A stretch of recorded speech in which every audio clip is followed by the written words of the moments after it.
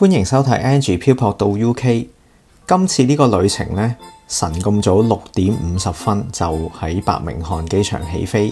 咁我哋今次呢個目的地呢，就係西班牙一個沿海城市啦，叫做 Alicante。今次我哋一家4口出發啦，咁交通安排呢，就租車就我自駕遊啦。因為呢，格個價，其實租車嘅費用呢，大概係23磅到咧，就已經可以係4日嘅租車費用啦。咁保險就另計，反而保險就都幾貴。保險咧double 咗個租車價，都要23磅，所以咧成程就其實46磅就係嗰個租車費用啦。咁我自己覺得都 OK 嘅，因為晨早出發啦，所以都冇乜點食過嘢。一去到咧，就喺附近揾咗一間日本嘅拉麵店食拉麵啦，即係都幾好笑嘅。去西班牙第一餐係食拉麵，但係咧都幾好食啊，幾正宗。咁跟住之後咧食完嘢，跟住就喺附近啦。其實因為我哋酒店都係好近市中心，咁就已經係去上網睇咗一啲景點啊推介，咁就已經去景點嗰度行咗個圈啦。咁第一日咧，其實個天色就一般啦，麻麻地，但係就未至於落雨。咁點解會揀呢一個城市咧？因為上網睇過咧，佢冬天嗰個平均氣温咧都可以去到16、17度。咁比起英國就梗係暖好多啦。咁我哋第一日去到嘅時候咧，其實個平均氣温都有13、14度，但係感覺其實都涼涼地，但係不至於凍嘅。咁第二日出發嘅時候咧，就真係好天啦！呢個城市咧個特別之處就係一年365日裏面咧，其實有300日左右咧都係好天嘅。咁我哋就真係遇上咗好天嘅日子。咁第二日咧就因為租咗車嘛，咁就梗係去遠少少啦。咁我就揀咗一個車程大概1個鐘頭左右嘅城市仔啦。咁啊去到嗰度咧，出名係乜嘢咧？就係都係景色優美啦。咁去到呢啲西班牙沿海城市咧，其實就唔期望話好多嘢買噶啦。咁最主要都係睇景為主啦。咁啊到咗嗰個地方，其實泊車就唔難揾嘅。2歐咧就可以泊一日噶啦。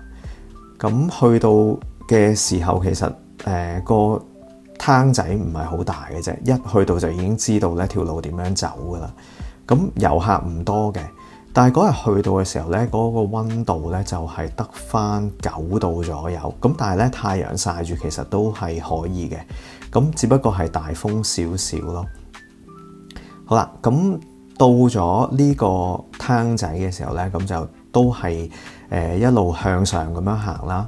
咁啊上到去最高嘅位置嘅時候，望落去咧就會望到有一個水塘啦。咁其實呢個城市好得意嘅，佢個居住人口咧其實係200人左右。咁但係佢每年吸引嘅遊客數量咧係可以去到200萬咯。咁所以咧就其實呢個城市最主要嘅經濟來源咧就係旅遊業啦，好明顯。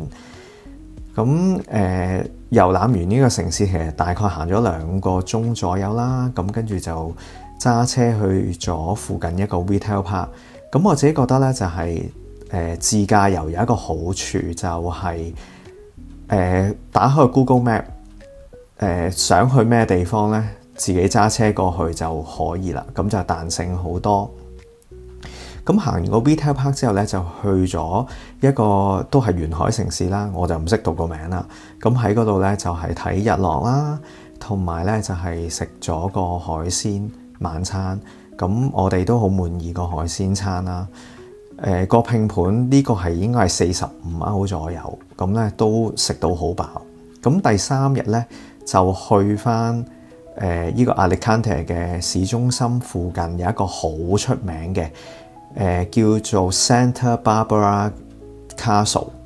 咁咧講得 Castle 就當然喺山頂上面啦。